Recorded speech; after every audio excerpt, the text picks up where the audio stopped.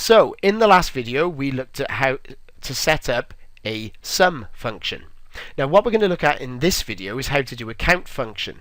But a quick recap just of what you should have found, because you did this independently, is that to find the highest amount raised we should have used an equals max function, highlight the numbers in the range and close brackets, press enter.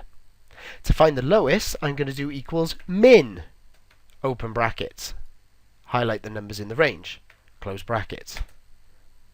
To find out the average, I just literally equals tells Excel I'm going to do a formula or function, then I tell it what I want it to find, which is the average of this group of numbers. Press enter, that's done. So really you could use these functions for any scenario really. For example, you might want to work out the average of your test scores. You might have done 10 tests and you want to know which one was your best, so you use the max function. You might be recording your running times that you do on a weekly basis. You might want to find the lowest time or the lowest number of a range of numbers so that you know what your fastest time was.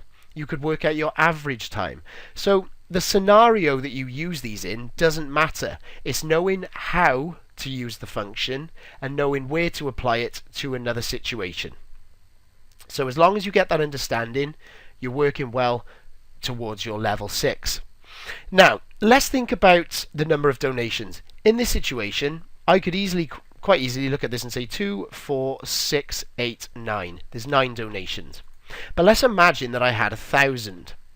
This would make it so much easier for me to count these up by using something called a count function. Now there's lots of different count functions, but the one that we're going to focus on now is just a simple count. So what I do is I do equals, I type in count, open the brackets and tell them what I want to count, and it's this range of cells here. Close the brackets, tells me there's 9. Nice simple function there to be able to count that. So as I say, on this small scale it doesn't seem that impressive, but I assure you if you had 1,000 this would save you a lot of time. So give that a go and add that into your spreadsheet.